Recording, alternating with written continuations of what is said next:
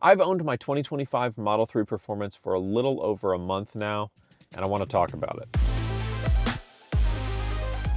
This is going to be my 1 month review slash everything that's gone wrong so far with my 2025 Model 3 Performance, which, spoiler alert, not a lot. But we will talk about those things so you guys are informed. Now, if you guys are new to the channel, welcome. Definitely hit subscribe so you don't miss all of my future Tesla content.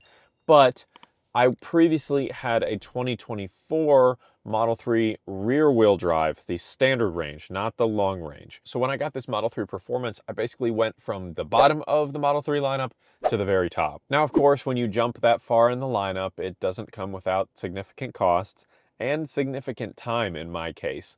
I made an entire video talking about my 3-month process of waiting for this vehicle, but it's finally here and I wanted to just talk through everything with you guys. So let's start with some of the specifics. It's a 2025 Model 3 Performance in ultra red with the black interior. As with all stock Model 3 Performances, it comes with 20-inch warp wheels. So that's what we've got here. And of course, if you guys have been following the channel for a while, you'll know that I'm leasing this vehicle. I owned my previous one and I am just leasing this one. I just find that leasing is the best way to go for me personally with Tesla. And I know a lot of people ask how much I'm paying for insurance on something like this. It is $90 a month. Also, for my mileage, I'm at 1,028 miles, and that's in about 3 weeks because I didn't have the vehicle for about a week, which I'll talk about in just a minute. My total energy used, 291.9 kilowatt hours, and my average energy is 284 watt hours per mile, which if you do the math, depending on what number you use for your battery capacity, is somewhere around 278 to 289 miles of range. This is rated, of course, for 298 miles of range. So, you know, a little bit under the real world mileage, but I didn't buy this thing for efficiency, even though you can definitely be efficient with it. It's not why I bought it. One of the most important things for me when I make a big purchase like this is protecting it. And there's no better way to do that than with today's sponsor, 3W Liners.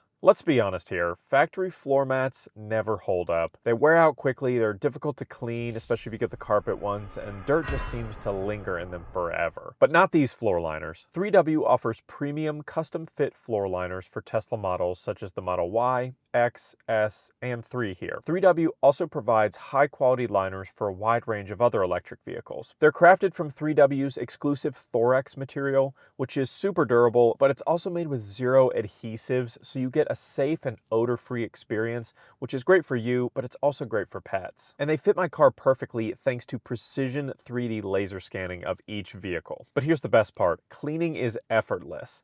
Dust, crumbs, even mud, you just rinse them right off with water and wipe it with a towel and they look brand new. Now is the perfect time to upgrade. 3W is celebrating their brand day from September 9th through the 30th.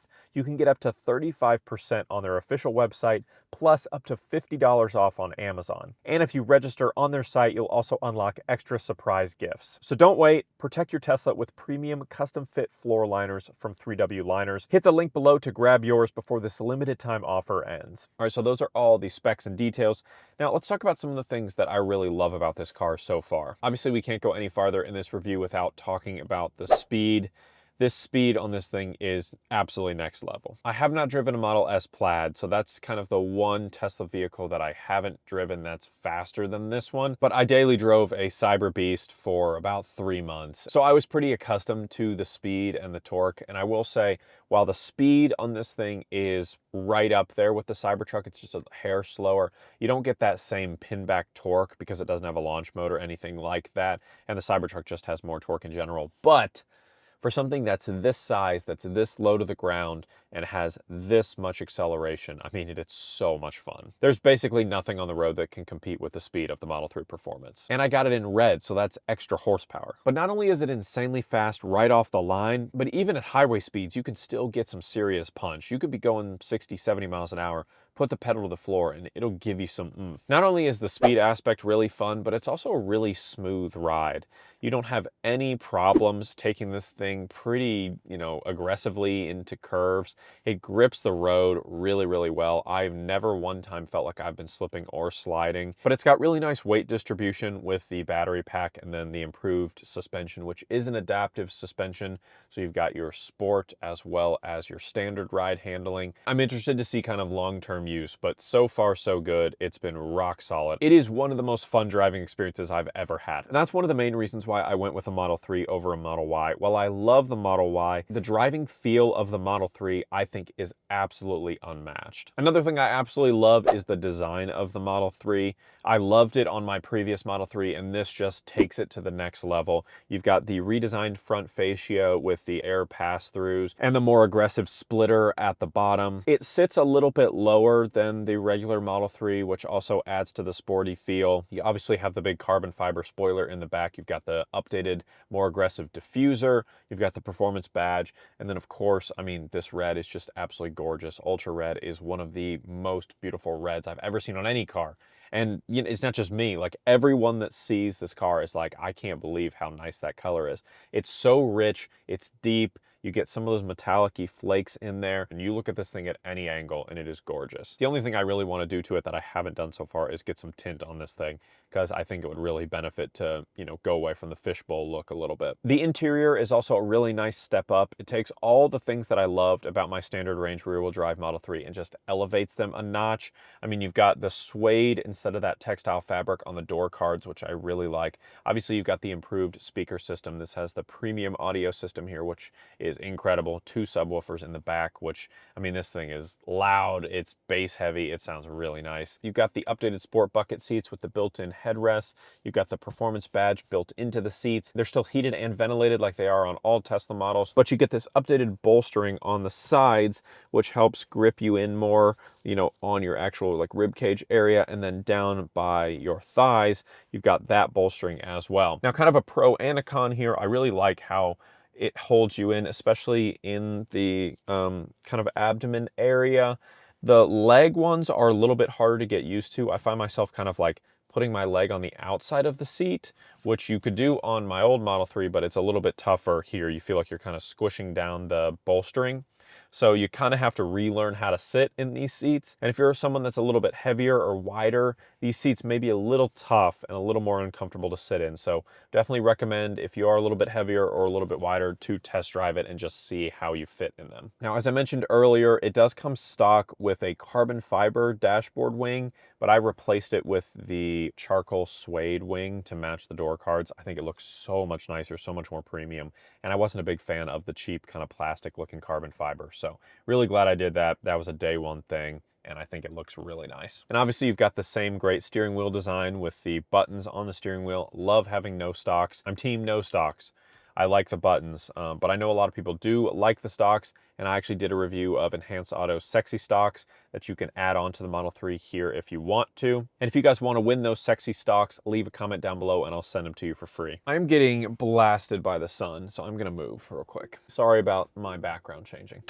All right, I think that's a little bit better. I always try to park in the shade, but sometimes the sun moves around on me. But I know why you're all here. You want to know what's gone wrong on my 2025 Model 3 Performance so far. So like I said, I've only had it for a little over a month and about 1,000 miles, a little over 1,000.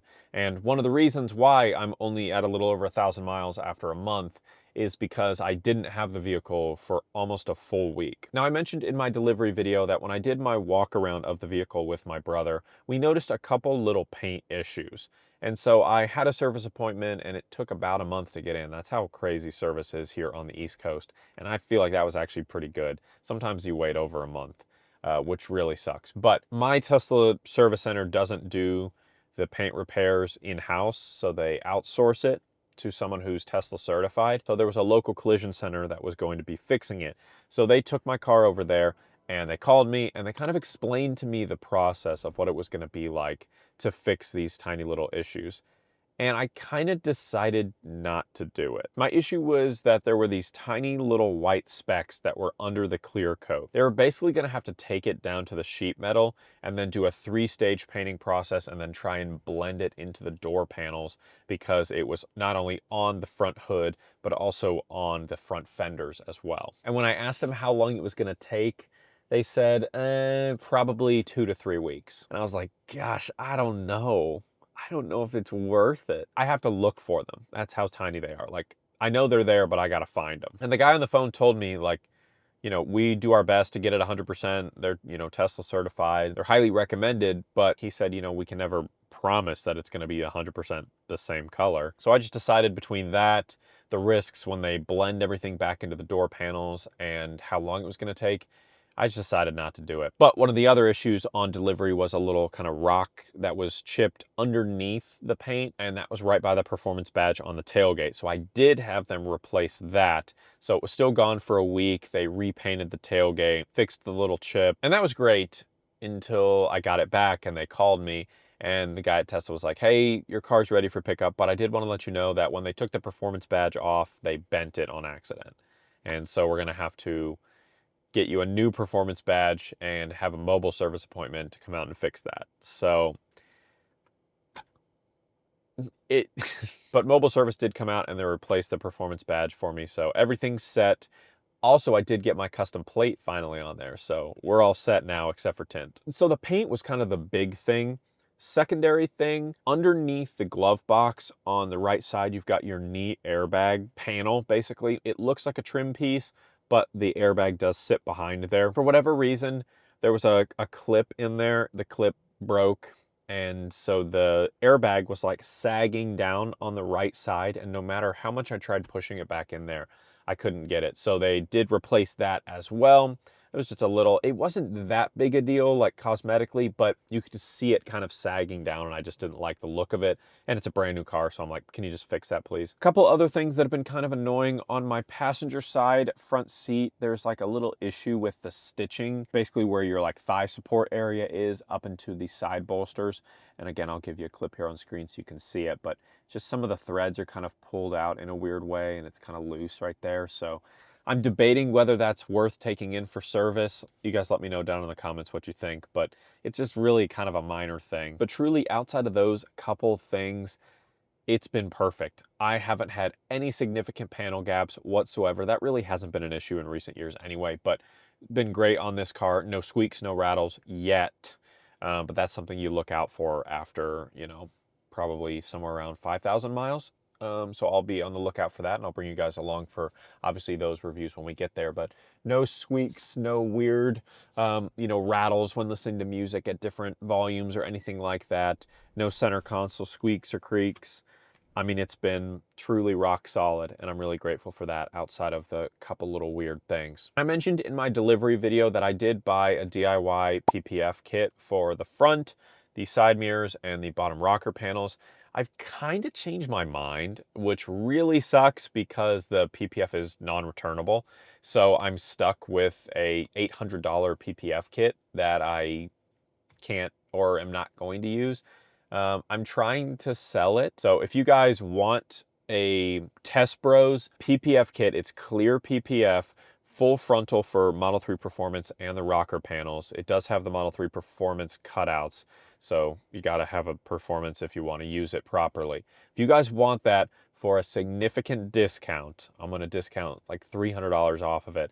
Leave a comment down below and I'll contact you and I'll get it shipped to you completely free. So that's my 1 month review of my 2025 Model 3 Performance. Obviously, I'll be bringing you guys along for each step of the process, my 6 month, my 1 year, my 2 year, so on. And if anything crazy happens, you guys know I'll be making a video about it. So definitely hit subscribe. You don't want to miss that. Drop a like if you enjoyed the video. Leave a comment down below letting me know if you want to win those sexy stocks or if you're interested in my DIY PPF kit that I'm selling at a big discount. Leave a comment down below. And of course, don't forget to hit that subscribe button so you don't miss every single new Tesla video, plus all my other EV content coming to the channel soon. You don't want to miss those, and I'll see you in the next one.